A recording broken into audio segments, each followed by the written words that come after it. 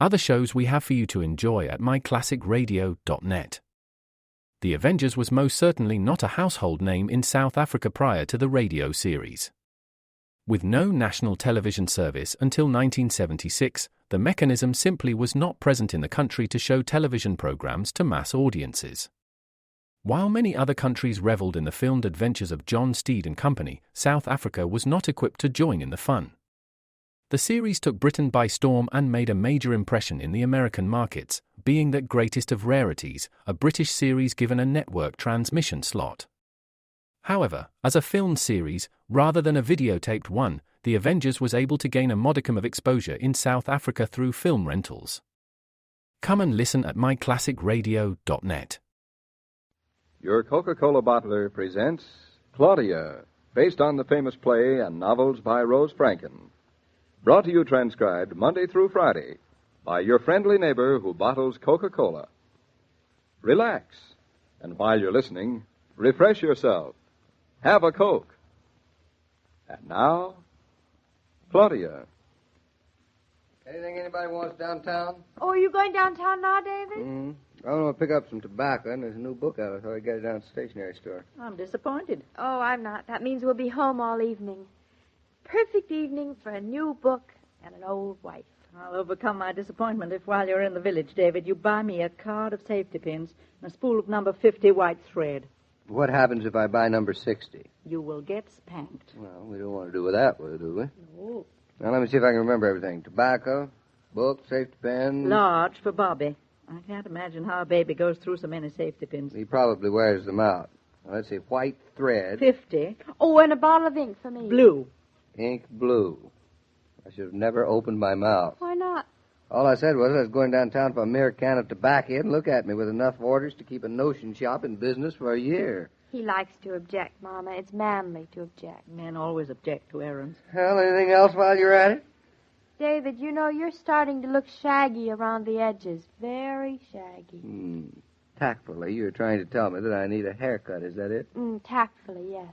Oh, I thought you were planning to give a violin recital next week, David. Cello, Mama. He's a little big for a violin. But maybe we didn't know it, Claudia, and men are wearing their hair longer this year. Yes, maybe you're right. Maybe they've dropped their hairlines to match our hemlines. Well, it might interest you to know that I need a haircut. Mama, he knows. That's the first step.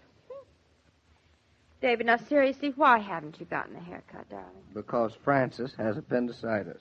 Who is Francis? Francis is my barber, of course. Oh, of course. And he has appendicitis. That makes everything clear. Well, is he the only barber in the world, David? As far as the nape of my neck is concerned, yes. See? Took me years to find and train him. How long has it been that he's ill? From the looks of the back of your neck, I'd say a month at least. Oh, that's too long for appendicitis. Well, Francis had complications. Do they arrest men for long hair, Mama? For vagrancy.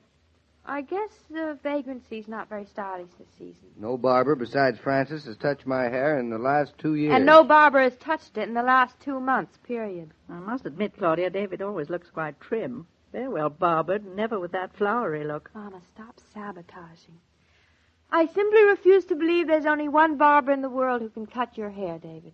Why? What's it to you? Well, only that if it's true, it's worse than being a woman.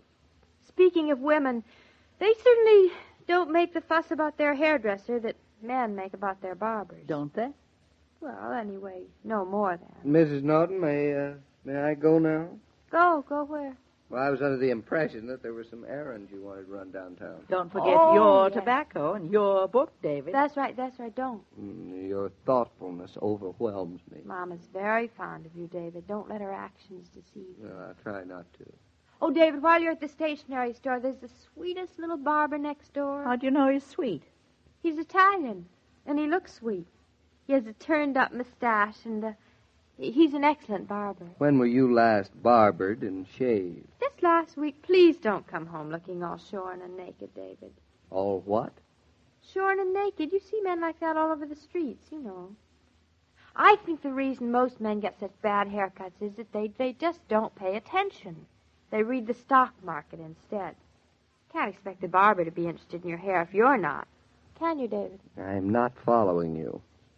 I lost you in the middle of the stock market. It's all the same to you now, ladies. I'm still intending to go down to the village for a can of tobacco. So goodbye. Well, mister, you be the next victim, huh? Thank you. Step up to the chair. We clip you good. Very good, huh?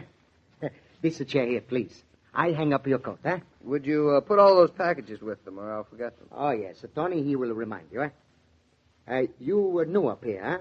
Fairly. The name is she's a Northerner, and you live on a river road, yes?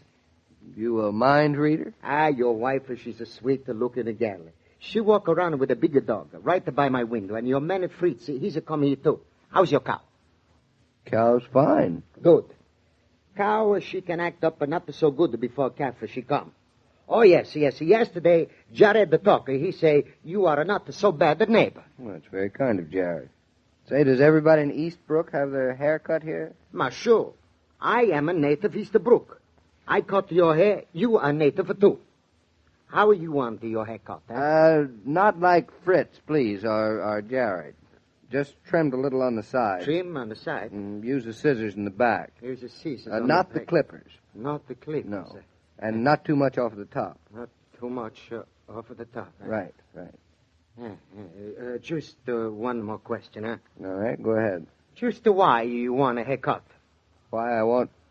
Well, look, my hair's too long on top and on the sides and the back. It's shaggy. Well, don't you think I need one? You don't seem to think so. You throw away 75 cents if you don't let me give you a haircut.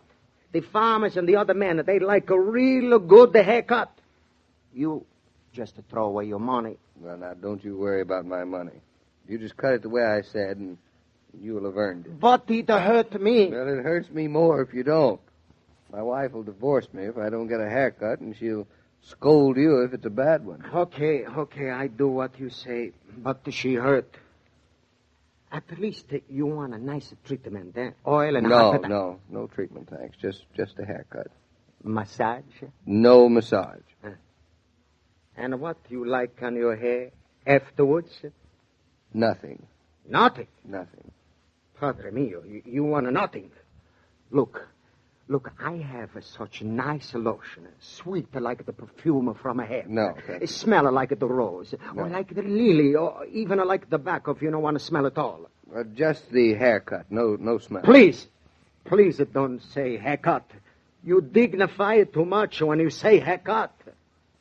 What do you want? A girl with a manicure scissors and not talent can give you. But what you want, and that's what you're going to get. I hope so. Now, relax and stop thinking, eh? Your head is between Tony's hands. Yes, and I feel a cold breath on the back of my neck. It's a nice hair you got. Not bad. I'm going to cut it fine. I wish I could show you how good I cut the hair. Maybe some other time, I guess. Well, I'll take your word for it. Yes. Whenever a man he come to the shop, he knows what he wants. He's a married man. A married man. La la la la la la. No married man. He's come in and he say, Tony, he say, cut my hair. And Tony, he cuts. La la la la la la la la la la la la. You sing it nice. La, la, I think that's enough there on the left side. Enough? Yes. How about just to begin? So far, it's only the idea. No, it's just right. It's neat, but it's not gaudy. It looks very nice. It's trimmed, but it's not shorn. La la la la la. La la la la la la. I like that part. La la la la. Beautiful, huh? Oh, very nice, yes. Hey, she's going to be called the wind. And what do you think, huh? I'm going to say called the wind. And the stock market, she will go down in a March. You don't say. Look, I have a costume. He come here the other day. He's a city man. Mm-hmm. He come through by the car to go to Boston. And he tell me, if I ever got the stocks to sell in February and to buy in March. In March. La, la, yes. Da. And look, I'm going to pass the information to you. He was a fine man. He say that the political situation in this country... That's just about right on that side, Tony. That's fine, thank you. Just about right, eh? Mm-hmm. Look, I clip 3 hairs only, Mr. Norton. Well, that's fine, though. But the costume, I allow him to have an opinion. Thank you. He's a free man like Tony, eh? Yes. Yes. This is going to be the quickest haircut in my shop. The longest haircut in the shortest time. You understand? And look, Mr. Norton, if Tony was a rich man, for this haircut, I charge it to you only one nickel.